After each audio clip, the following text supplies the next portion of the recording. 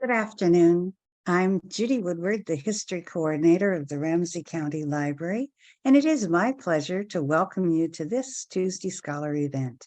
Our speaker today is John Roman, who will address the topic, gun control. Why is it so hard? John Roman, PhD, is Director of the Center on Public Safety and Justice at NORC at the University of Chicago. His research focuses on the economics of crime in juvenile and adult justice systems. Today's program is brought to you through the co-sponsorship of the Osher Lifelong Learning Institute of the University of Minnesota, with the financial support of the Ramsey County Library Friends Group. We are deeply grateful to both these organizations. And now I'd like to turn things over to our speaker, John Roman, on gun control. Why is it so hard? Thank you. Well, thank you, Judy. I really appreciate the invitation. I'm absolutely delighted to be here today. Let me make sure that I can share my screen. Okay, so so I've been studying crime and justice for more than 25 years now, and have studied pretty much every part of the criminal justice and juvenile justice systems and everything adjacent to them, which I think of as being pretty much everything. So public health, workforce, education. And the reason why I bring that up is I think we have a tendency to think about, when we think about it at all, think about gun control, gun safety in isolation. And I want to encourage people to think more broadly about this problem. And I want to start there because I'm going to end there. So in the interim, let me talk about understanding and interrupting firearms violence. I think that the main takeaway at the beginning is that we talk a lot about gun violence, we talk a lot about firearms, but we don't think about it very carefully. So we have sort of an emotional reaction to guns, either as an advocate, a proponent of firearms, a Second Amendment supporter, or as an advocate for gun safety. We tend to think about whether to purchase a gun or not purchase a gun, to carry a gun, to not carry a gun, as very visceral things, and that we don't tend to investigate our own thinking about why we feel the way we feel, or what kind of policies we should enact to enhance gun safety. And so what I want to encourage is a little bit of critical thinking about all of these issues. So the place to start is some basic statistics about firearm ownership in the US. Talk about how many Americans own a gun and how likely guns are to be used in violence. And so I want to say up front, when I talk about firearms violence, I'm talking about homicide, suicide, and accidents. And so I should start by also acknowledging that this is rather a grim topic. But it's hugely important in public policy at the moment. It's growing in importance, I would argue, as the number of people owning firearms grows, as there are more mass shootings, as it becomes riskier to society. So I appreciate you all being here and taking on this pretty grim topic, but I think it's worthwhile to think about. Okay. So the first question seems sort of obvious. Are guns an important policy problem? But again, like I said, since people tend to talk a lot about guns, but not think a lot about guns, the case for whether this is an important policy problem or not doesn't get made very well or very often. The key issue that comes up is whether guns cause violence, cause suicides, cause homicides, or whether that would have occurred even if there hadn't been a gun, that something else would have been substituted for it. The other issue on the table is whether we think as a policy problem, this is something that's getting worse or something that's getting better. Do more Americans own guns? Is that number growing? Are firearms crime rates increasing or decreasing? Are suicide rates increasing or decreasing? And the answer is really that we don't know. We don't know how many Americans own a gun. We don't know how many guns they own, if they own one. We don't know how they store them. We don't know if the guns work. We really don't know anything about it. And as we'll explore together, there are just layers of law and regulation that limit the government's legal ability to ask and answer these questions. And I should note here that I don't plan on reading the bullets in my slides for the next 45 minutes. I actually have mainly graphics for you all to consider. But I think here the particulars are really important.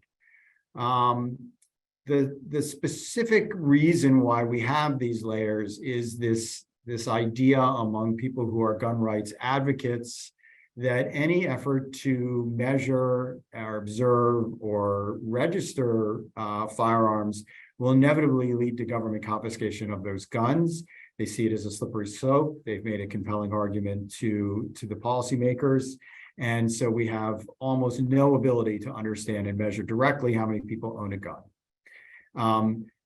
Phil Cook and Jens Ludwig, who I'm going to refer to a lot, who have a very important book on the social cost of gun ownership, have put it very simply, which is to say that all of this regulation and limits on licensing have led us to have really household surveys is the only way that we have any measures of gun ownership. Now, the research has tried a number of different ways to sort of approximate how many people own guns. A classic example has been the use of subscriptions to Guns and Ammo. It's sort of the gun hobbyist magazine in the way Runner's World is the hobbyist runners magazine. Number of hunting licenses, voter exit polls. Hunting licenses are a good example of why these kinds of approaches to approximating how many people own guns aren't very effective or valuable. The number of Americans who hunt has declined rapidly over the last 20 years to the point where something like 10% of Americans now consider themselves to be hunters. Owning a gun for hunting purposes is no longer the primary reason why people own a firearm, and approximating the number of people who own a firearm based on the number of people who hunt is no longer really a valid or reliable measure. So Cook and Ludwig have proposed this other idea, and I think if you sort of take nothing else away from this presentation, this shows the sort of seriousness of the crisis that we have and the danger of widespread civilian gun ownership and the need for public policy reform for gun safety initiatives, which is this. The best way to measure the number of Americans who own a gun is to study the number of people who commit suicides. So it's been well established in the literature that the fraction of suicides that are committed with a firearm is very stable, and that as the level of gun ownership, the prevalence of gun ownership increases in a community, the number of suicides increases as well. So the best way to understand how many Americans own a gun is to measure how many Americans commit suicide with a firearm. Okay, so let me walk through some data about gun ownership. This is from the Pew Charitable Trust surveys that they do occasionally, and they find that about 40% of American households have a gun in it. 30% of Americans report owning a gun, and another 11% report living in a household with a gun that they do not own themselves. As you might imagine, men are more likely to own a gun. Women are more likely to live in a household that has a gun that they don't consider themselves to be the primary owner of. Whites are more likely to own a gun than any other ethnic group. And people who are over the age of 30 are equally likely to own a gun. So this is another point that's worth making early and often, which is that guns are just another commodity. And like any commodity, people own more of it as they become wealthier and have more income. So the low ownership rates for younger people tends to be a function of them not having enough money to buy a gun. Guns are relatively expensive, and that as they get further along in their career and have more disposable income, they tend to buy guns. So there really isn't an age gun curve here in any meaningful sense. People are equally likely to own a gun at any age. And interestingly enough, educational attainment doesn't seem to matter at all. The percentage of college graduates and the percentage of people who have a high school degree or less formal education is virtually identical with respect to their likelihood to own a gun and to live in a household with a firearm. Now, looking forward, the policy challenge may well be that an increasing number of Americans own a firearm. What this graphic from Pew Research Center shows is that while only 30% of people can currently own a gun, of the remaining almost 70% of Americans, about half of them, or 36% overall, don't own a gun now, but could see themselves owning a gun in the future. So this is an important group to target for gun safety measures. The group of people who live in a household who own a gun, but who expressly say it's not their gun, is another group that could be targeted for gun safety measures. This is a group that I think is interested, if they were to think harder about this problem instead of just going with the status quo. I think could be amenable to some of the information that I'm going to share with you today as reasons to motivate more gun safety. Okay, so where do people live? The lighter the shade, the lower that state is ranked among gun-owning populations. So New York, Illinois, Colorado have relatively low ownership rates. Darker colors, Montana, Idaho, Mississippi, Kentucky have the highest ownership rates. And if you imagine a map of partisanship in the United States, the overlap between the white or less densely shaded states and blue states is pretty much spot on. The ratio between dark states and red states is pretty much spot on, and the middle density colors are approximately the purple states. So this is a very partisan issue, but perhaps maybe a little less partisan than you would imagine. Republicans, people who self-identify as Republicans, about half of them live in a household with a firearm.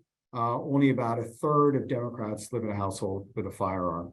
But those differences probably aren't quite as extreme as you are expecting. And it is worth noting that a lot of Democrats live in a household that owns a firearm. So this is the number of people who have purchased a gun in the United States in the last month. This is from The Trace, which is an online news magazine. It's very good if you're interested in this issue. I would strongly recommend checking it out. I'm not affiliated with it in any way, but they do a great job reporting on gun violence across the country and gun safety legislation and other related matters. And so what you see here on top, or in the blue shaded area, are the number of people who had a background check as they were trying to buy a handgun, and the orange are the number of people applying for going through a background check who were applying for a long gun.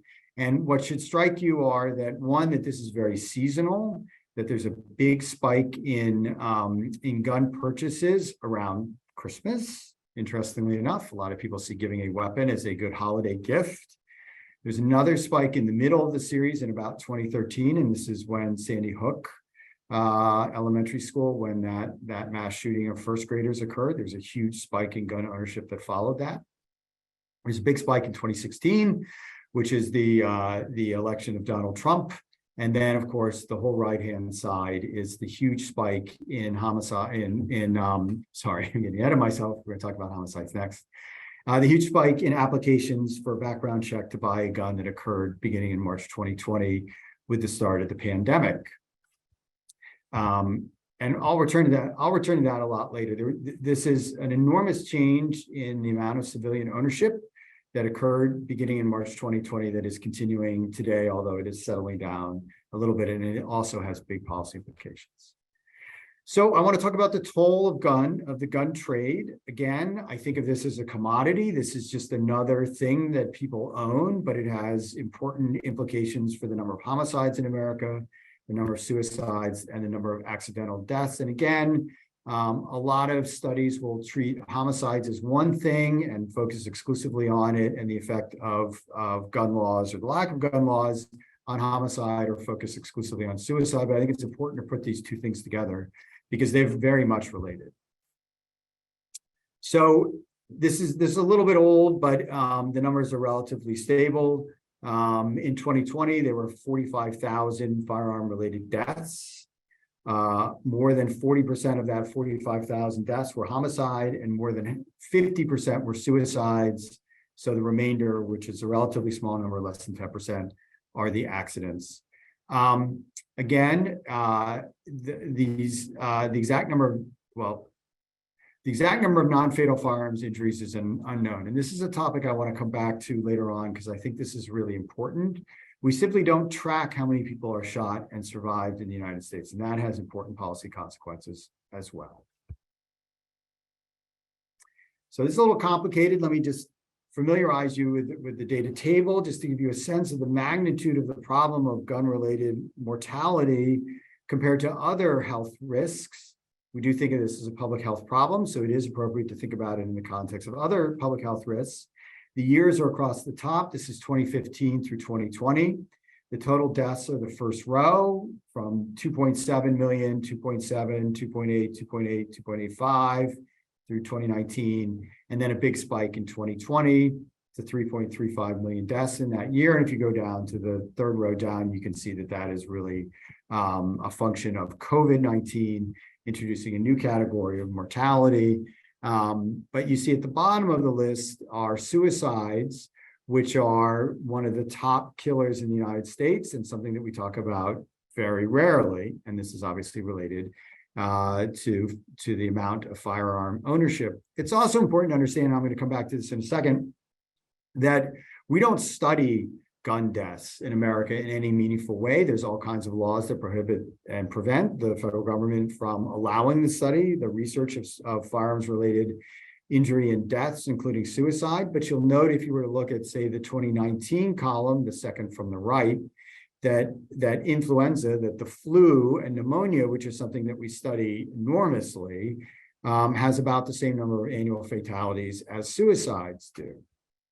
So there's no empirical reason not to study suicide and homicide and firearm-related deaths. The reasons are all political. Okay, so this graphic is showing you suicide and homicide rates by age, what percentage in each age group. The age groups are in different colors. Youngest are on the left, older on the right. And this is showing from the National Vital Statistics what percentage of each age group deaths are by firearm. And I think the takeaway on the left-hand side is essentially that about, as discussed earlier, about half of suicides are firearm-related, and that's pretty steady throughout people's lives. There's a little increase in older people who tend to use firearms more than other groups in suicide. Deaths by homicide are about 70% are firearm-related, and those numbers are overwhelming for young people. Young people who are killed in a murder are overwhelmingly killed by a firearm. So now we start to get into the policy bit of this and ask, how does gun prevalence in a place affect suicide numbers in particular? We'll start there, and then we'll talk about crime and violence next. So if you look at this data table, the first column are places, metropolitan statistical areas, or essentially cities and their close-in suburbs that are in the high gun grouping, and then the next column is for the low gun grouping. And if you go to this shaded row, the number of firearm suicide, you'll see that there are 32,000 suicides a year in high gun MSAs and only 13,000 in low gun MSAs. And what this means is that if you live in a city or suburb where a lot of people, a high proportion of the population owns a gun, your risk of a firearm suicide is 2.4 times the risk of somebody who lives in a city and a surrounding suburbs where very few people own guns. And if you go to the next row down, you really can attribute this to the firearm ownership rate, because you see that the numbers of suicides in those high gun and low gun areas are virtually identical. And the idea here is to go back to the original question of, would people who commit suicide with a gun, would they have just committed suicide doing something else, if not for the presence of the gun? This is part of a whole body of literature that says, no, people who commit suicide with firearms, by and large, it's the availability of the firearm that causes the suicide. It's not just somebody who was trying to commit suicide, who used a firearm because it was convenient and would have done something else. Overwhelmingly, people who commit suicide with a firearm wouldn't have committed that suicide if they hadn't had access to a weapon. The motivation to commit a suicide tends to be quite fleeting, and not having access to a weapon can be a big detriment to keeping somebody alive. Big help in keeping somebody alive, a big detriment to committing suicide. Sorry. Okay, so now I want to talk about the role of firearms in violent crime. So this is something that criminologists talk about all the time that I don't know if the public knows, but this is violent crime rates. So the number of violent crimes committed per 100,000, ranging from 0 to 800 on the left, and by year since 1960. And what you see in the violent crime rate is this tremendous increase in the rate of victimization in the United States from 1960 into the early 1990s, and then a dramatic decline in the 1990s, and a continued decline throughout the aughts and sort of stability at the end of the series.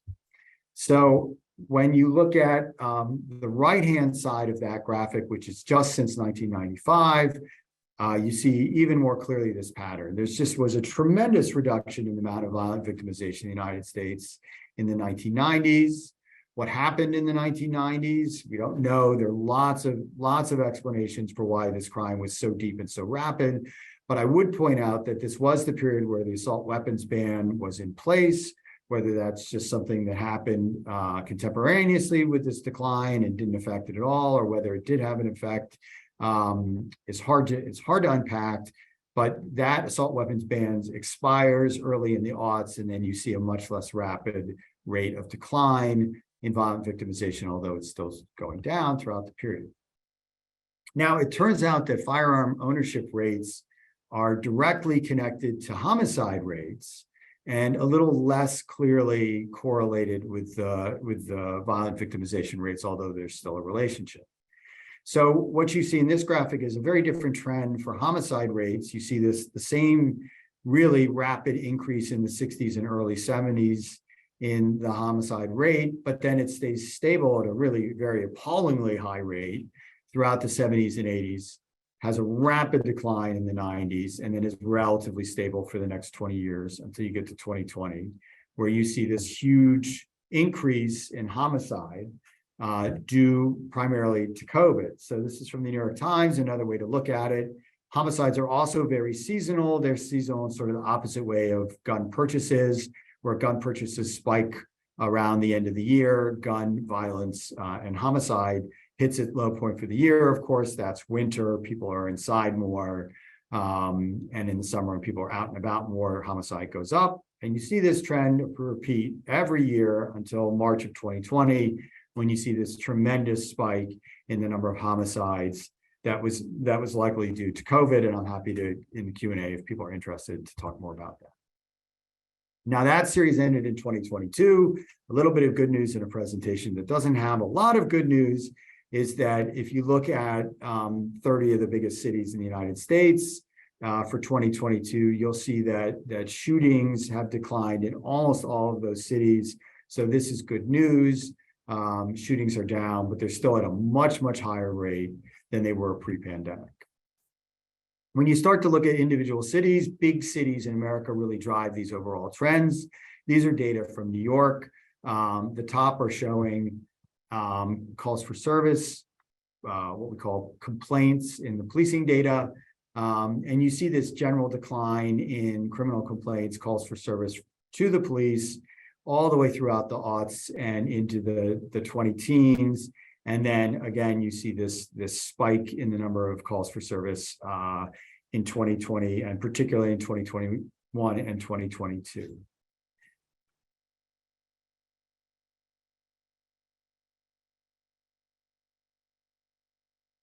So I got a little lag in moving my slides forward if I'm not moving vigorously. So I think that's a reason for me to perhaps speed up. Okay, so this is the same data looking at Chicago through 2021 from 1985 to 2021. These are also homicide data. You see the same general trend.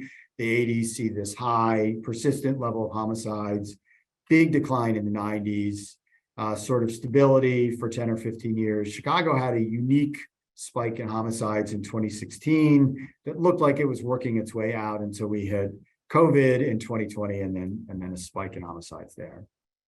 But I think it's important to understand that homicide and gun violence is a very localized phenomenon. So this is a map of Philadelphia, where I live, and you'll see in red, the redder the area, the hotter the hotspot is with respect to homicide. But which makes you say, oh, okay, this is an urban problem, this is a city problem. But when you unpack this a little bit more and you dive more deeply into the data, what you see is that gun violence is really a block by block phenomenon. So if I was to dive into the middle of this graphic and show you a very small area, this is Kensington. This is a neighborhood in Philadelphia. It is exceptionally violent because it is the epicenter of opioid trafficking in America. It probably is home to more open air drug markets than any other small place. This area I'm showing you is essentially half a mile by half a mile, and it is home to 90 open air drug markets that do about $1 billion in drug trade each year. And even within this little hyper-local geography, what you see is that the gun violence is really localized within just a few blocks, and those blocks are in places that have the circles around them or the black outline, which are places that have a lot of open air drug markets. And you can see even within this, which is the hottest of the hot spots for gun violence in America, there are blocks with no gun violence. And if you just go a block or two north or east or south, you find blocks with no gun violence at all. And if I was to pull this back out, you'd see a lot of blocks with no gun violence. Now, gun violence is concentrated in places, it's concentrated in blocks. It is also concentrated in people. So for 20 years, you saw, this is firearms death per 100,000. The orange are Black Americans, the blue are white Americans. And you'll see that for 20 years, Black Americans were about 5 times as likely to experience a firearm-related death as white Americans, and that you see this spike in gun violence in 2020, and it's really mainly among Black Americans. It's heavily concentrated in these poorest areas that are heavily segregated, where the drug markets operate, and you see this incredible spike in Black Americans as a result of this. This is another way to look at the same phenomenon. This is data I pulled from the Center for Disease Control yesterday from their publicly available data. This is 2021 provisional data. And if you look down to the third row, you'll see that Black Americans had experienced 12,921 deaths in 2021 in a population of about 44 million, meaning the rate per 100,000 Black Americans is about 29 deaths per 100,000. If you go down a couple of rows, you'll see that white Americans had fewer gun violence homicide deaths, 7,233, in a much bigger population with a rate per 100,000 of 2.9. So across all Black Americans, the rate of homicide deaths in 2021 was almost exactly 10 times the rate that it was for white Americans. Now, you could talk about places, you could talk about people, but the effects of having more guns than low guns can be felt in all kinds of different ways. I just picked one example of that here, looking at police officers. This is from the Law Enforcement Officers Killed in Action, the LEOCA data series, that shows what's highlighted is that you have a column of low gun states and a column of high gun states. And this shows the homicide rate per 10,000 law enforcement officers, LEOs.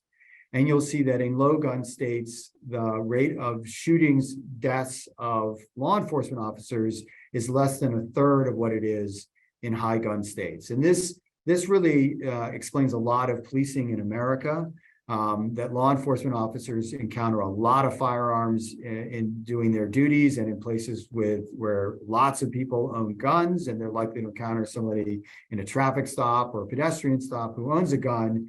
Obviously, the risk to them is much higher, and their behavior changes as a result.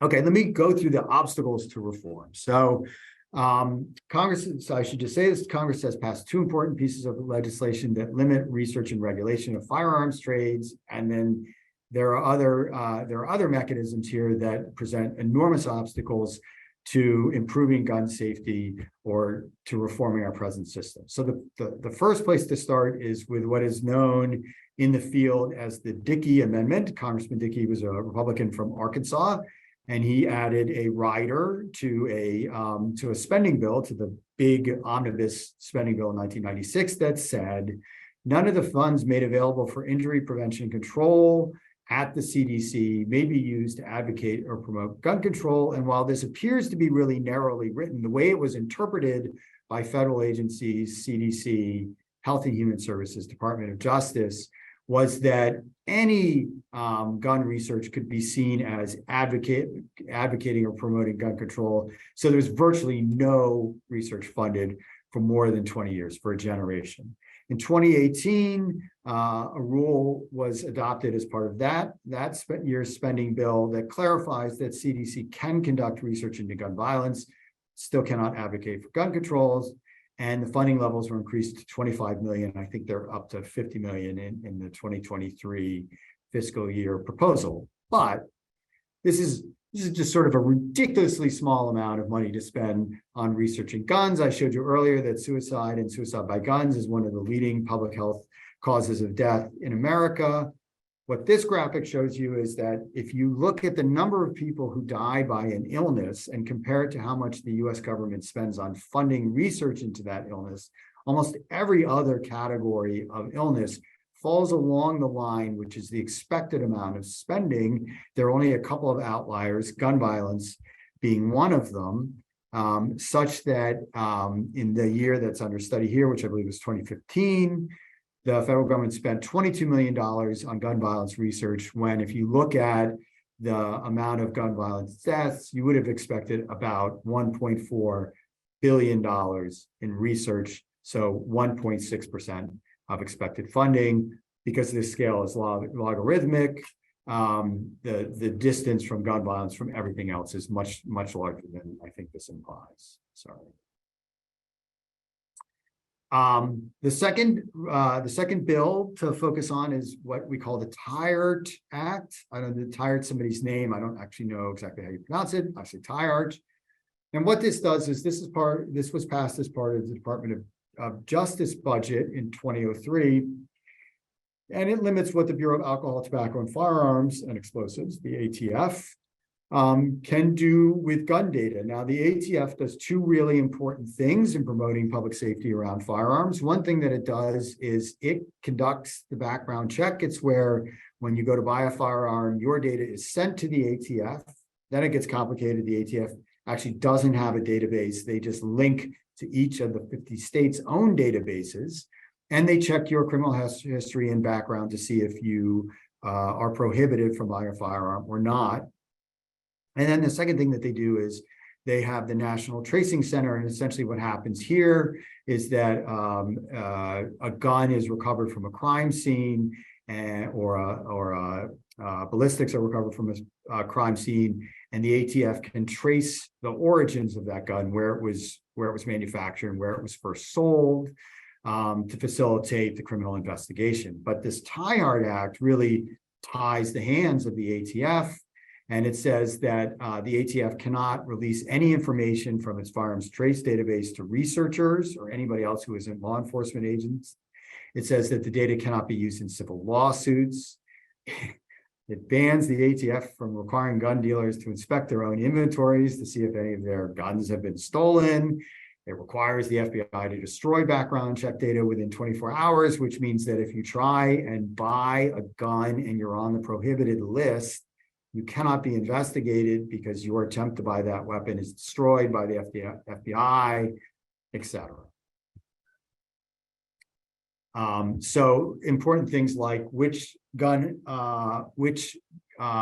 dealers sell the most guns really cannot be researched.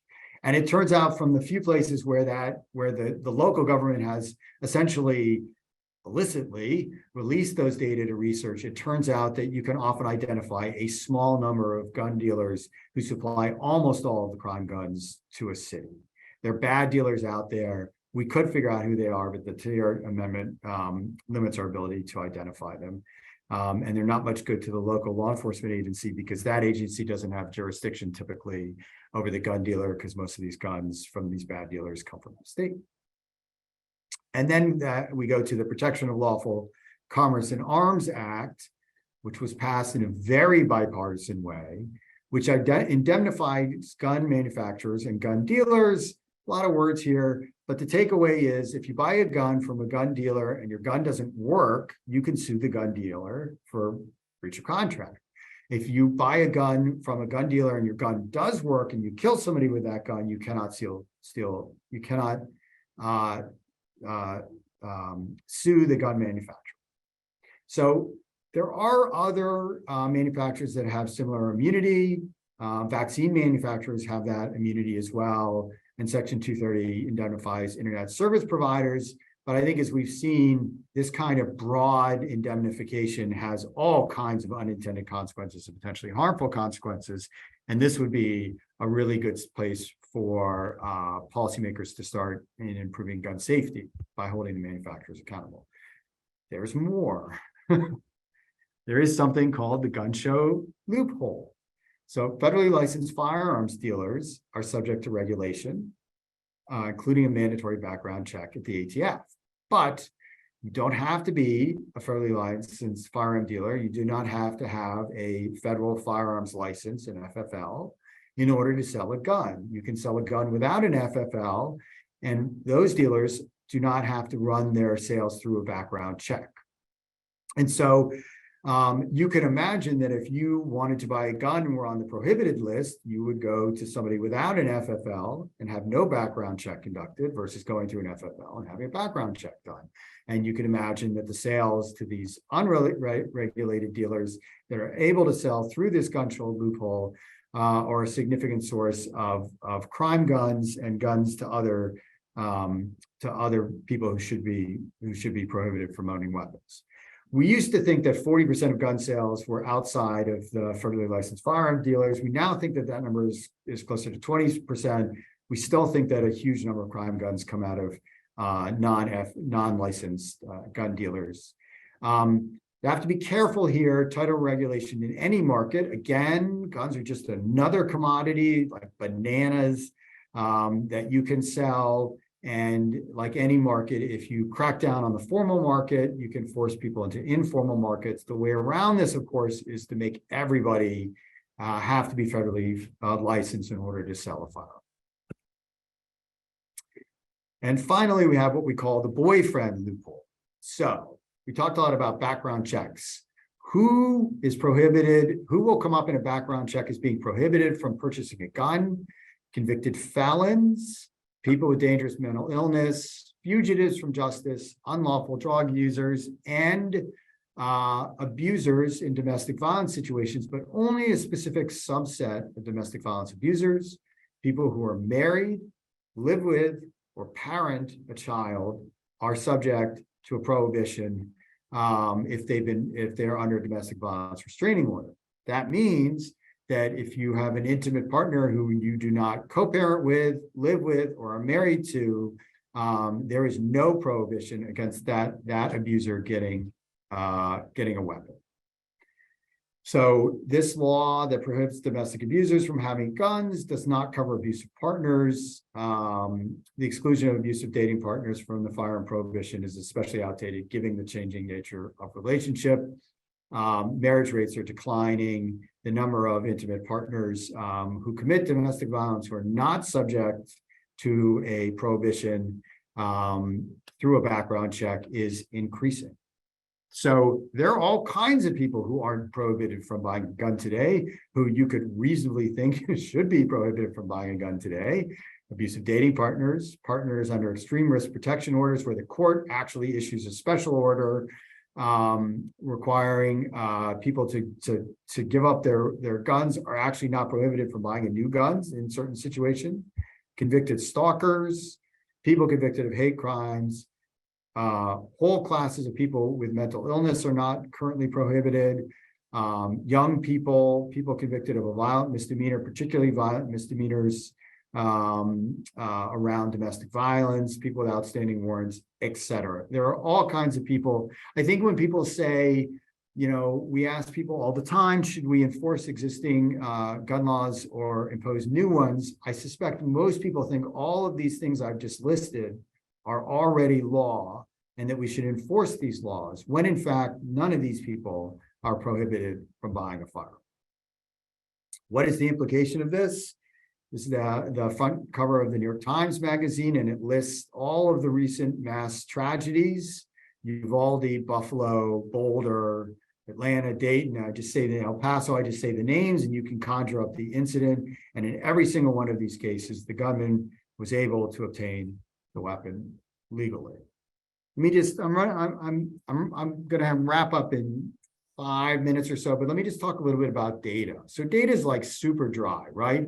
And I just raised the issue of data, and I think people get sort of bored. And I think that that's actually part of what makes it a great nonpartisan entrance point into talking about gun safety reform. So NORC, where I work, and Arnold Ventures, which is a big philanthropy, convened 14 experts over a couple of years to write, to research the question about where we don't have enough data, and came up with a bunch of recommendations that we think can help to better inform all of these problems that we've talked about today. But the big conclusion from the initial report was the current firearms data infrastructure in the US is too limited to provide a foundation for debate. Why is that important? Because any reasonable debate about gun safety requires a shared set of facts, and we don't have that shared set of facts today. So what are the top priorities? Top priority number one by consensus was that we need a comprehensive non-fatal firearms injury database. We need a database that tells us about the crime and the medical care received by people who are shot and live. There is currently no database in the United States that records the number of gun injuries. The way it's actually recorded is that an ER surgeon, an ER doctor who's trying to save somebody who's been shot, is the one who would record whether this was an accidental shooting or an intentional shooting, and not to get into the details, but he or she would have to do it by pulling down a menu of possible reasons for the gunshot. And at the very bottom of this laundry list of reasons is that it was an intentional shooting. They're busy. This is not the way to collect this data. This is really important, though, because the difference between morbidity and mortality in a shooting is chance. When somebody is shot, we tend to think of homicides and attempted homicide or aggravated assault as two completely different things, when in fact, when that gun goes off, whether that person lives or dies, is often just a function of chance. And so if we could understand better non-fatal firearms injuries, we would understand homicides better as well. We'd understand the whole firearms violence world much more clearly. Second thing to note is that there are very few researchers working on this topic. Hemingway, Webster, whatever. There's about 5 names that I could rattle off. Garen Wintemute, Kathy Barber. There's about 5 researchers who have been studying firearms research for the last 20 years. There's a few more today, but there's been no funding to do this kind of research. The data aren't very good. And so we have very few people out there who are doing this kind of study. So we need to dramatically increase the pool of researchers and students who are interested in these questions, and we need to give them better data. Our data, as this says, our 2021, so we're in the middle of this big spike in homicides. We're worried that there's going to be this spike in violence as well. And we're not going to know anything from national crime statistics about how much crime there was in the United States in 2022 until maybe this fall. It's February. We're not going to know for 7 or 8 months at best. So the data aren't good, they aren't timely, and there's nobody studying this. And these are solvable problems. And so finally, we've done a lot in the federal government to put data and evidence at the forefront of what government does. The way governments share data, it has completely changed. They have chief data officers in every federal agency now.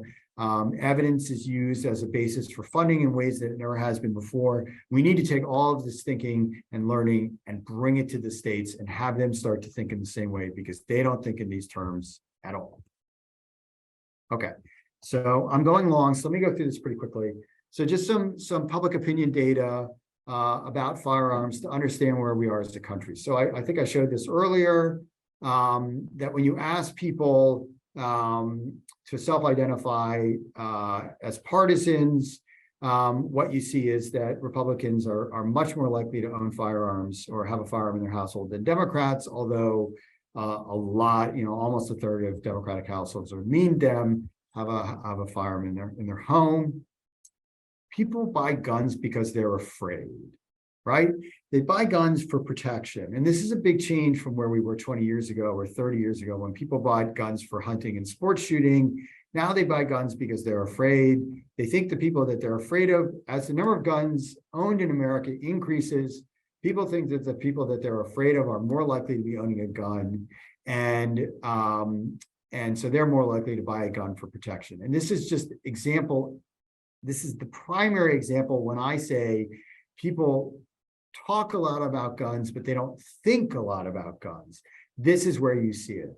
Huge spike in gun purchasing in 2022, 2021, and 2020 after COVID. People bought guns because they were afraid. COVID made them afraid, but buying a gun in no way protected them from COVID, right? So a huge spike in self-defense about a problem that people weren't actually experiencing. They were afraid of something, so they bought a gun to feel safer. They talk a lot about guns, but they don't think much about it. Finally, I just want to go through this really quickly. So this is the big increase in gun ownership, 2000, 2009, 7 million people buy a gun annually. 2010 to 2019, it almost doubles to 13 million. 2020, 2021, 2022, 20 million people bought guns. So just in 20 years, we've seen almost a tripling in the number of people in America who buy a gun. And this, I think, is why it's important for this issue to get to the forefront and for people to start really working on this issue now, because we have a window where it's possible to have these discussions. But we asked in this survey that we ran late last winter, we asked about first-time gun buyers during the pandemic. We want to know how many of these 20 million gun buyers a year, how many of them were buying their first gun?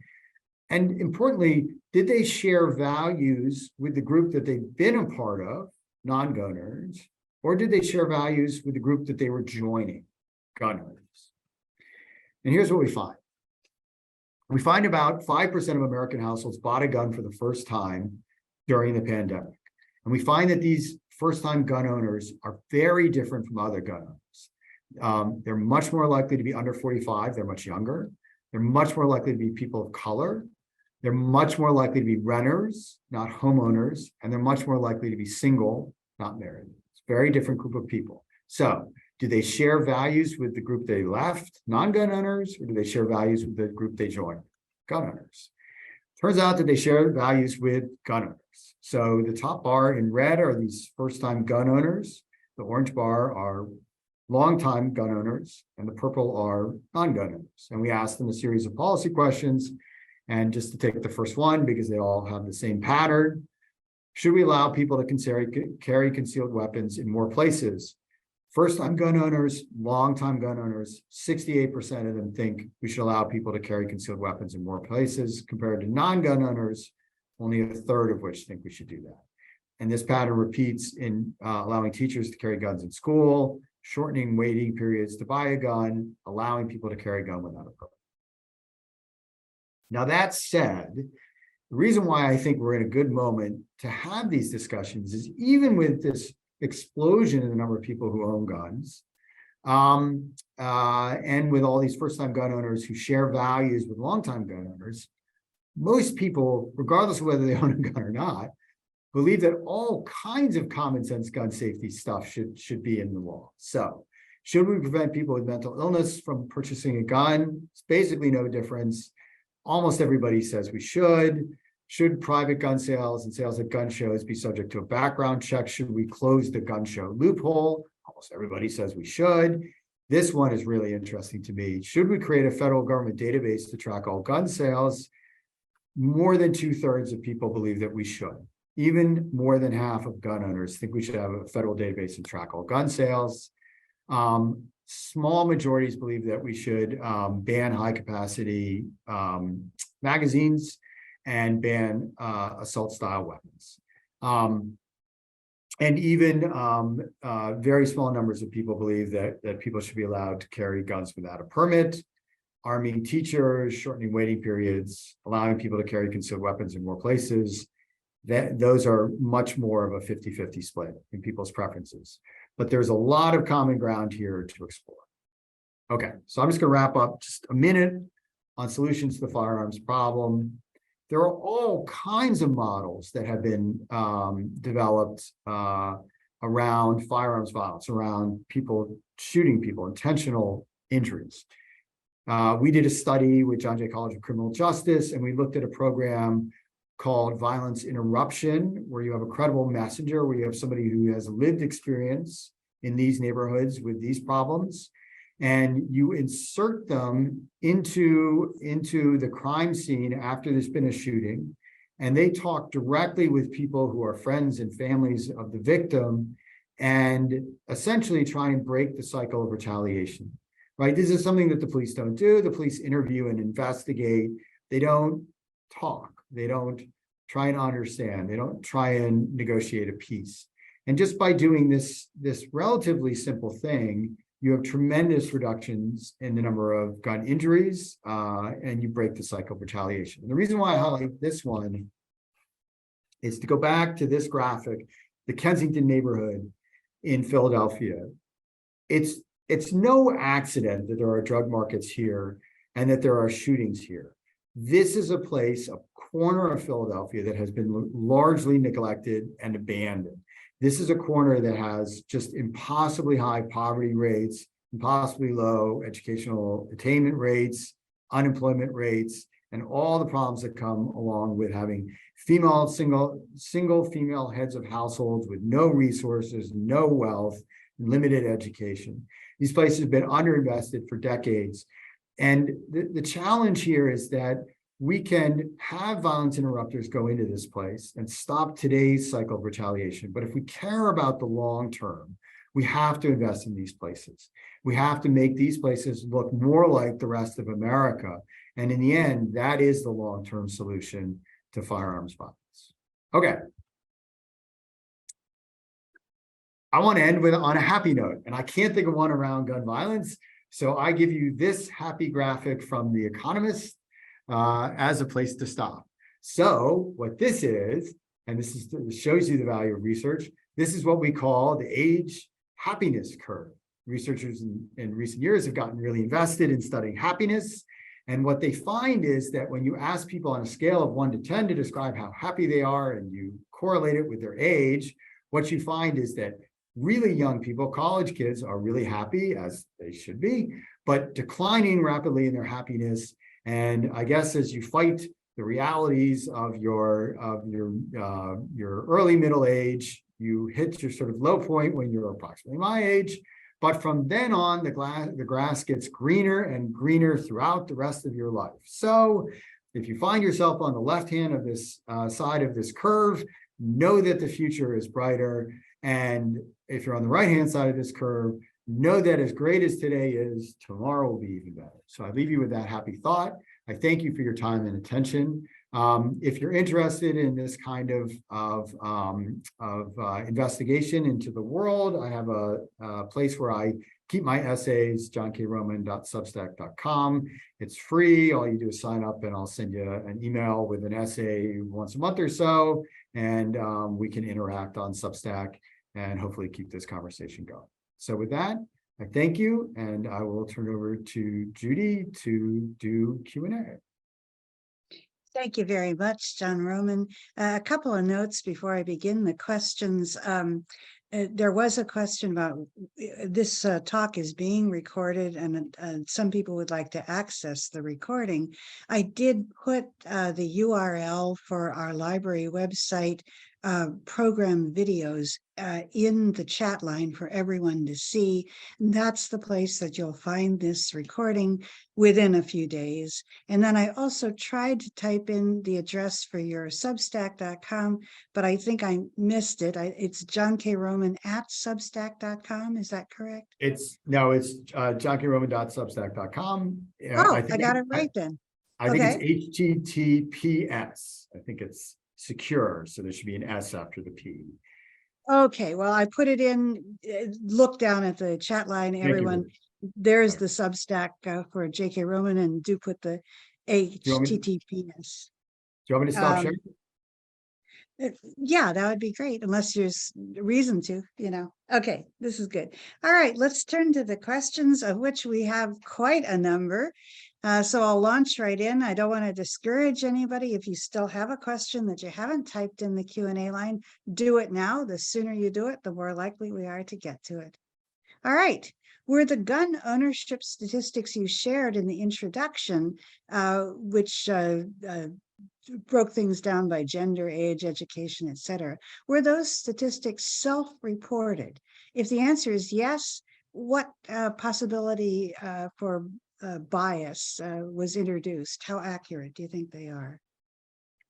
So yes, they're self-reported data. This is the Pew Charitable Trust does a lot of really good polling. And this is from their sample, which is, I believe, a random household survey sample. So it should be a cross-section of all Americans. The problem with all survey data in America today is that we used to do this by landlines.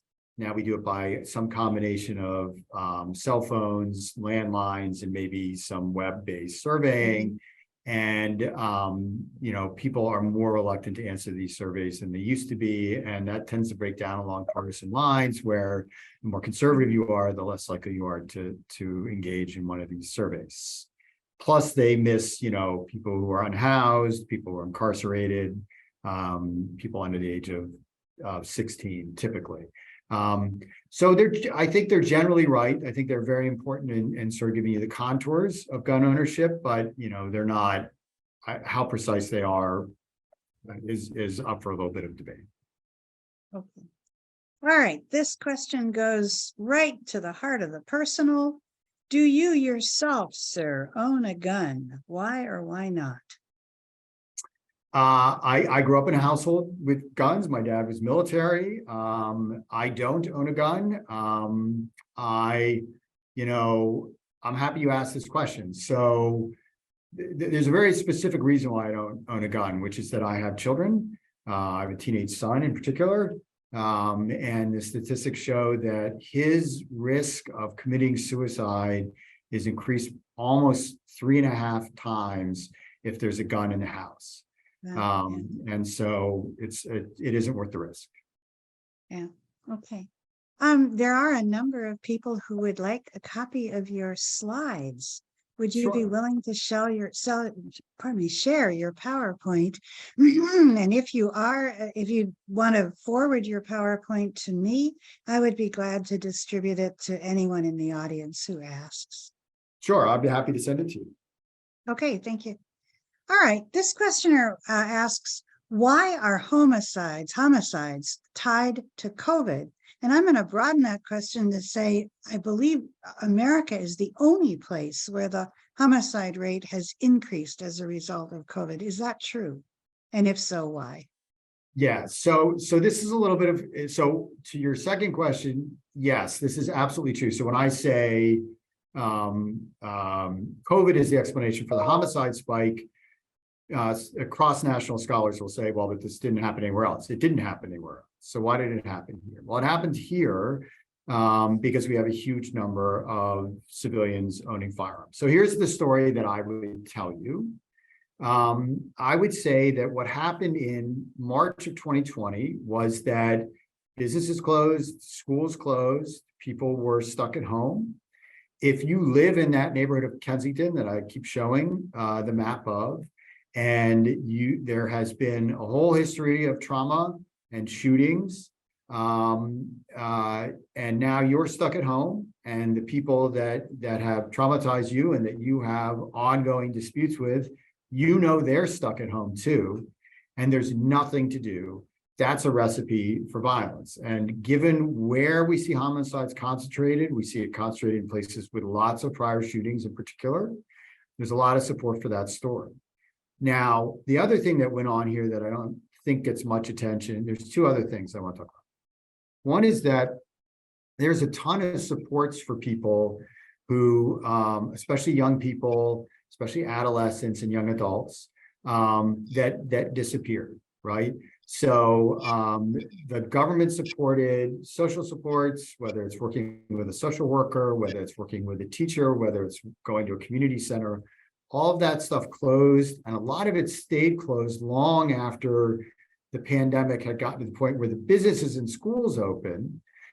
Government revenues in the state and local level took a tremendous hit during COVID. And a lot of those social supports were simply not available in the way that they've been in 2019. And that is only now beginning to return to normal. The third thing that happened is a change in the way police around officer health and safety. A lot of people want to say George Floyd was murdered on May 25th, 2020. That's when homicides started spiking. This is the result of protests. This is the result of police moving out of neighborhoods into protests to defend property against the protests. I don't really find that a compelling argument because that the scale of that answer is wildly out of whack with the scale of the problem. So in most cities, those protests were a week or less in almost every city except for a handful. So it was a very short-term disruption, and they were very concentrated in places. There was one part of the city. People point to places like Portland that had ongoing disruptions, and it's just an incredible outlier. That just didn't happen anywhere else. So I think the scale of the disruption is really small. The thing that did happen was the health and safety of officers was really affected. It was affected in two ways. One way was that police changed the way they police. They didn't want their officers to have as much contact with civilians because they didn't want them to get sick. So they backed off, and a lot of the patrolling that we typically see, where particularly in these neighborhoods where there's a lot of homicides, where there's a lot of proactive policing and presumptive stops, where cars that fit a description of being associated with violence are stopped. A lot of that stuff stopped, and it stopped for a long time. And part of the reason it stopped for a long time was that a lot of officers got sick, and the number of officers on disability skyrocketed. And you put all that together, and there were just a lot fewer police policing. And at the same time, you had this incredible expansion in the number of guns. There is a mechanical rate between the number of guns in civilian hands and the number of crime guns there are. It's not, in no way is it sort of saying anything pejorative about gun owners. Guns leak. They get left places. They get locked in cars. Those cars get broken into. People's houses get broken into because they know you have a gun. They get stolen from dealers. They get stolen from gun shows. More guns means more crime guns. There were absolutely more crime guns on the street in the last 2 years.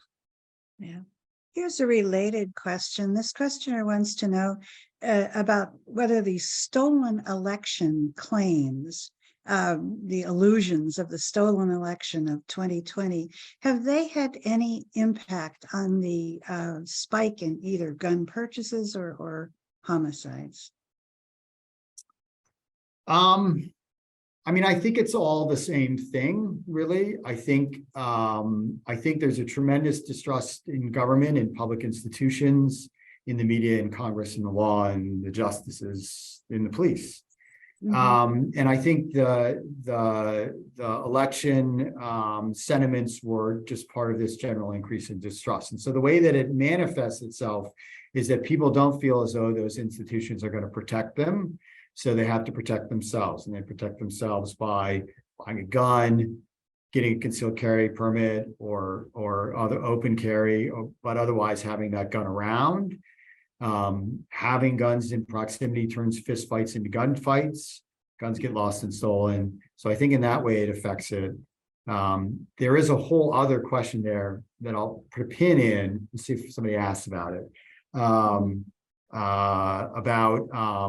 About the relationship between the community and police, and how that changed during this period, and whether that affects these shootings or not. But I'll see if somebody brings that up. Okay. This questioner noticed, as I did, although there are 10 times as many gun deaths among Blacks as whites, there's 1/3 as many gun deaths among Asian Americans. And this questioner asks, please discuss cultural factors in the Asian community which keep gun ownership low. And I thought I saw that the statistics had to do with gun usage. I don't know, maybe gun ownership is also low. Maybe you could talk about that some more. Yeah, so it's a great question. I don't know the answer to it. I don't know I mean, again, we have such bad statistics on who owns a gun and how many guns they own that I'm not aware of any really compelling statistics that describe gun ownership by race and ethnicity beyond what's in the Pew data that I highlighted. It's hard enough to get a big enough sample size of smaller subgroups of the population to really say anything meaningful. My suspicion, though, is that this is almost entirely about poverty rather than about any sort of cultural differences. That poverty, that racial segregation into economically disadvantaged places, isolation of Black Americans through redlining that's historical, that's lots of evidence suggests is ongoing, the way mortgages are given out, et cetera, puts Black people disproportionately in places that have a higher historical levels of violence, that is the best predictor of the future is the past, and that violence continues. And that's, it's hard to escape. So there's a lot going on around poverty there, racial segregation, racial isolation, that I think explains it more than other cultural factors. We get a couple of questions about the relationship of gun violence and drugs. Wondering, is that where we should concentrate our efforts? And then one questioner simply asks, why are there open air drug markets? Why do they exist? You'd mentioned the community, the neighborhood of Kensington in Philadelphia. Yeah. So lots to unpack there. So there's clearly an evidence between the drug trade and gun violence. So so I'm trying not to use a bunch of fancy terms. So I'll use them anyway because they're fun to say. So there are the psychopharmacological effects of using. You get high, you make bad choices, you're more likely to shoot somebody than if you were sober, right?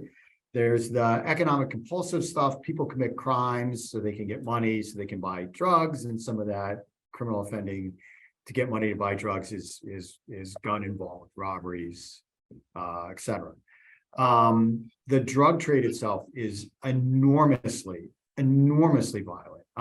It's interesting that drug trade is at its most violent when the drugs are big and bulky or small and easily hidden, right? So back in the 70s, when there was a huge marijuana trade in the United States, was the dominant drug trade. Marijuana is huge and big and bulky and comes in big bales for relatively small amounts of marijuana. And so moving it around was really a challenge. And so it was easy to hijack and easy to create, to have these drug trafficking networks come into conflict. When it's really small, like fentanyl, then it's easy to conceal, it's easy to get into the country, it's inexpensive, and the volume has just exploded. So I think that a lot of what happened during COVID was that there was a lot of tension among drug traffickers in all kinds of ways, right? So there's open air drug markets. People experienced real trauma during COVID. People really had we're only beginning to understand the depth of the mental health problems that were caused by COVID, and people looked to escape and bought more drugs. The places where you used to be able to get drugs were harder to get from, right? So I deliver drugs for a living. I don't want to come to your house because I don't want to get COVID, right? I mean, just like anybody else, right? I used to go to the bar or the club to get my drugs. There's a surprising amount of drug trafficking that's bar and club related. It's closed, or I don't want to get. So the demand for open air drug markets increased.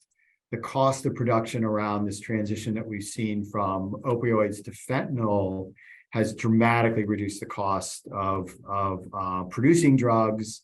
And so there's a tremendous amount of competition. Now, why are there drug markets?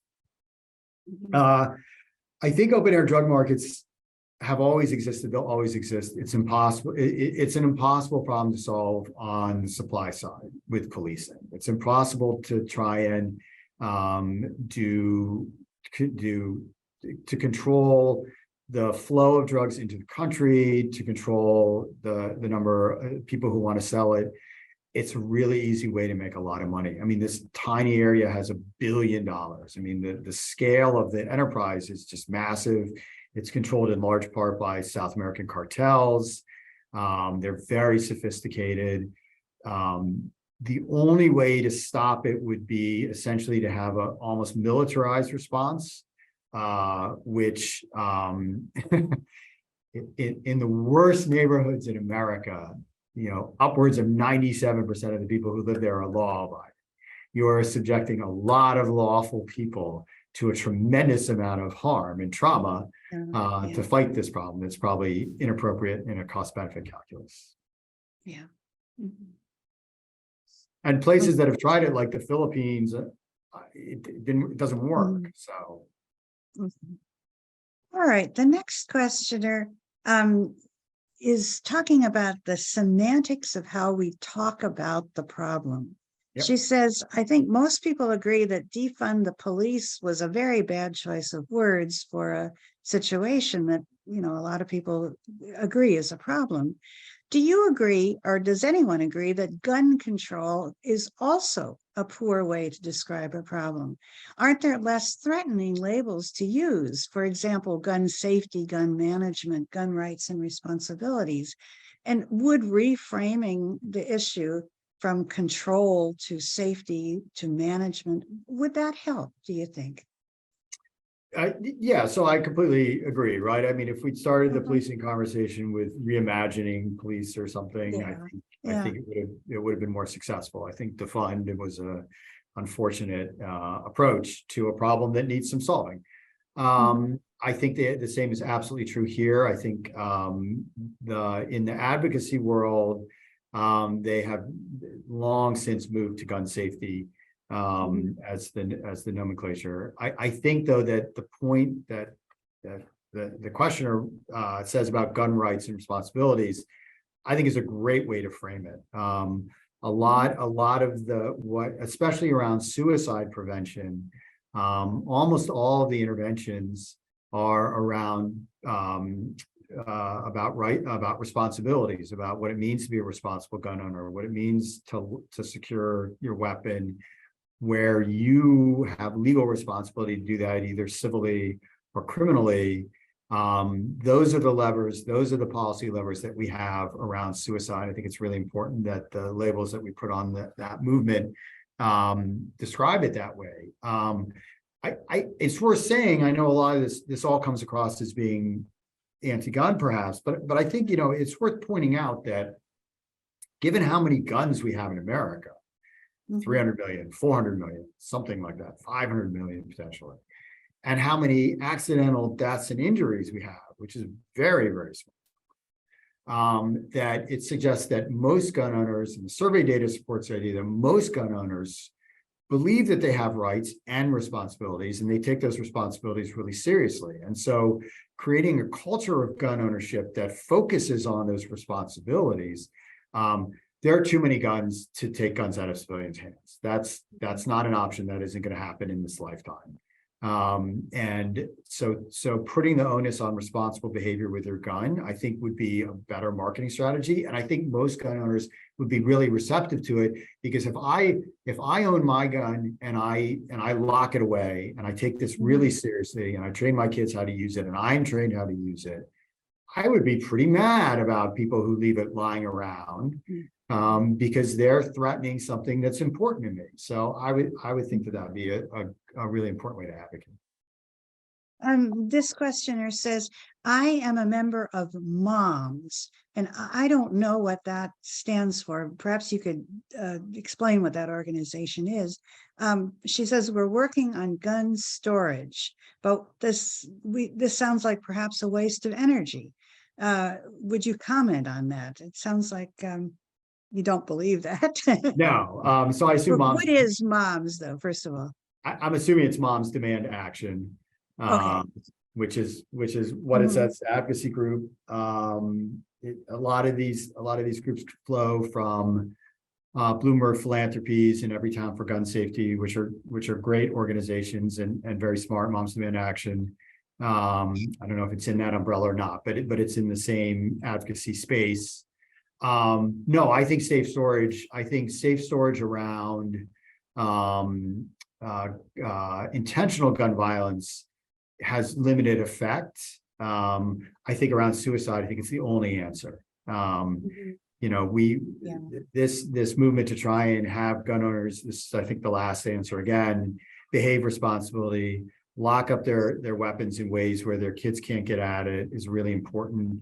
I think that, you know, I mean, again, it was the first question when somebody asked me why I don't own a gun, that I mean, my teenager is really sophisticated. I would want to get a sophisticated device, gun safe. Maybe he doesn't know the combination to, or something that's biometric where my thumbprint is what makes the gun work. It would be a really effective solution to that. So I think it's the only answer. This person says when Congress passed the Bipartisan Safer Communities Act in July of 2022, I understand that helped close the boyfriend loophole. Could you comment on that? Yes, so it does. This gets pretty detailed, so I'll just put it this way. It does, but it could have gone further. Because you know, it's difficult defining who's an intimate partner, who isn't a co-parent, cohabitator, or spouse. And so it extends it when you get into the most dangerous time in for people who are at risk of domestic violence is that point of separation is the most dangerous period, when you move out, essentially, when you separate yourself physically. And once you separate yourself physically, now you've got a different status. I mean, you're not partners at all anymore, right? In any way. So yeah, there's more work to be done there. There's more work thinking about what it means to have misdemeanor charges before. The stalking laws are Swiss cheese.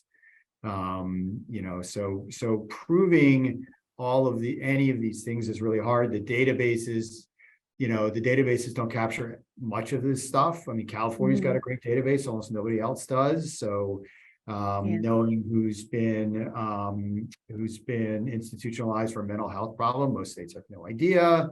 The risk protection orders in one courtroom may not be visible to another courtroom, and on and on and on and on. So it's a step in the right direction.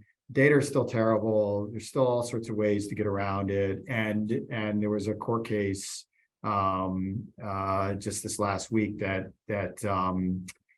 said that extreme risk protection orders and then everything else we're talking about here is unconstitutional. So obviously the courts don't see this new legislation as filling that gap, or they think it's irrelevant. It's a constitutional question out of the hands of Congress. So I still think there's lots to be done. It's all progress though. Yeah. The next question deals with the reluctance of to fund gun research. Do you think the lack of interest for funding gun research among politicians of both stripes is because they see the topic as toxic and a lose-lose situation? What are ways to make it more appealing for politicians to support more research? And in this context, I just can't help but add a question about the role of the NRA in preventing gun research. To what effect, you know, how effective is the NRA at embargoing research, and is its power waning? A lot of questions there. I had a little anecdote that I didn't share, but I'll do a really mini version of it. So in 2005 and 2006, starting in Florida, of course, states began to pass what they call stand your ground laws. And what these do is they say, you have a right to meet deadly force in your home without retreating. And the stand your ground laws expand that right to the public space. So it used to be that if you could safely get away when you thought your life was threatened, you were obligated to do so. And now in these 29 states, you don't have to anymore. And so the question came up, and I get asked this all the time, well, how did these laws get passed? And I say, well, they got passed because nobody read them, because ALEC, which is a big lobbying organization of big corporations and the NRA, told people to vote for them, and they did along partisan lines, and nobody read it. And nobody ever said, here's a problem that this solves. Nobody ever said, there's injustices happening here. People are being wrongfully convicted for standing their ground when they shouldn't have been. Nobody identified a single case of this. There's not one injustice that it solves, but what it does is it doubles the number of homicides that are ruled to be justified, right? So for every homicide that was justified before, there's another one now, only there were no injustices before. So where did those come from? And where they come from is they're just new crimes. They're just new homicides. So the point of all this being, most of this stuff is just, like I said, like I keep saying, it's like my mantra, right? It's something we talk about a lot, but it's not something we think about at all. So we're just passing these laws. We're not thinking about it at all. Research makes us think. Almost all of the research that has been done to date has findings that support the idea of more gun safety laws. The only research that points in the other direction is in research around defensive gun uses. Defensive gun uses are really, really hard to measure, right? I mean, this could be brandishing. I pull up my shirt and I show you I have a gun in my sweatband waistband, and you run away instead of shooting. Okay, maybe. I tell you I have a gun, maybe, I don't know. So I don't know what they are. That's a really important missing ingredient here. So I think part of what we want to do is to convince lawmakers that there are unanswered questions that both sides will find important to their arguments, and to say that, data and research are agnostic. The answer is whatever the answer is. And that collecting better data helps keep everybody safe. And I really think that data is the way to get into this debate in a nonpartisan way. If we just treat gun injuries as just another health problem, if we treat guns as just another commodity that the Consumer Protection Safety Commission could investigate, if we just stop thinking about this as a special problem and thought about it as just another problem, it would go a long way. Well, I'm sorry to say we've got about 7 minutes left, and we have more questions in the Q&A line now than we did when we started. I'm delighted that everyone is so, engaged on this issue. And I apologize to those whose questions we're not going to get to. We're going to try to go as fast as we can. I will just power through as many questions as I can.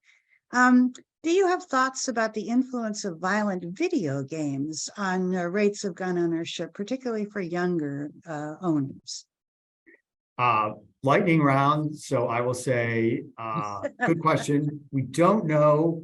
We think counterintuitively that the overall effect might actually be negative, that people replace entertainment with actual violence, but we don't know. And there's a lot of good research that's looking into that. Okay.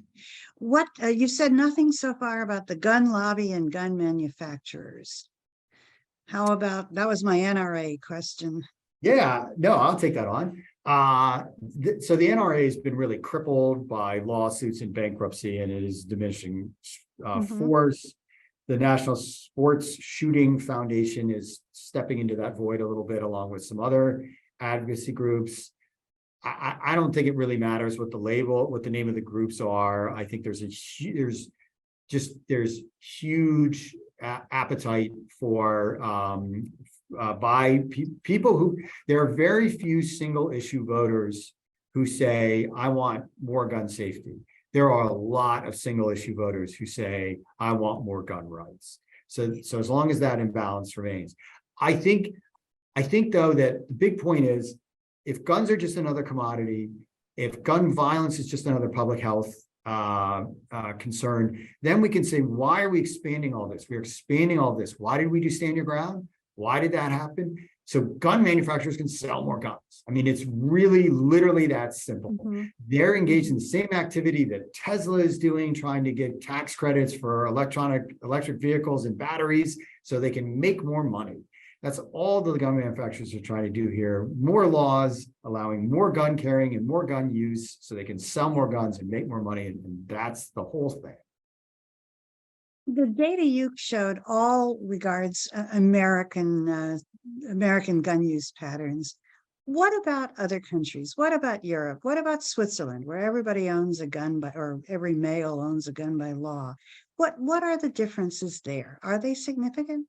They are, aren't they? But tell us about them briefly. Yeah, so I know a little bit about Switzerland. It's weirdly, I was born there. It's another story. Oh, Uh, you're the perfect person. So everybody not only do most people own a gun in Switzerland, you're required to own a gun. And I think they still have compulsory military service, like 18 to 55 for men. But you own a rifle that you store in your closet. I mean, they don't own handguns in the way Americans own handguns. The big increase in sales during the pandemic was handguns. Handguns are overwhelmingly used in crime in America. And what really differentiates us from everybody else is handguns. And the other thing that differentiates us from everybody else is our unwillingness to have crises cause us to revisit any of our thinking about guns. There was a massacre in Australia at the end of the 1990s, and they essentially confiscated all civilian guns and completely changed the laws. And we've responded to crisis after crisis, massacre after massacre, with basically doing nothing. There are a number of questions in the Q&A line asking, was there a relationship between the spike in homicide rates, the spike in gun ownership as regards the 2020 election in some capacity? So do you want to talk about the election and guns? I mean, I don't know. I mean, it's a good question, right? So there was a spike in 2016. Shouldn't there have been a spike in 2020? I tend to think that the timing corresponds so perfectly with the March pandemic. If people were going to buy guns in fear that people would, in that theory, people would buy guns because they were afraid Biden would be elected and take away their guns, and so they'd want to stockpile, right? So it doesn't fit the data where there's this just huge spike in March, nothing before that. If you were trying to protect your gun rights, March shouldn't have mattered that much. I don't know, but it's not an implausible theory. I think it's a good one. It's interesting. All right, I think we've got time for just maybe one more question. Your statistics didn't seem to cover mass shootings, and those are the incidents that trigger the most emotional responses. Could you talk about them a bit? Are there separate statistics, or what would you say about mass shootings? Because they do evoke so much emotional response. And in me too. I mean, I've read the transcript of what happened in those two classrooms in Sandy Hook, and you can't unread that. Mass shootings are less than 1% of homicides in America. They're unique. They're with long guns instead of handguns.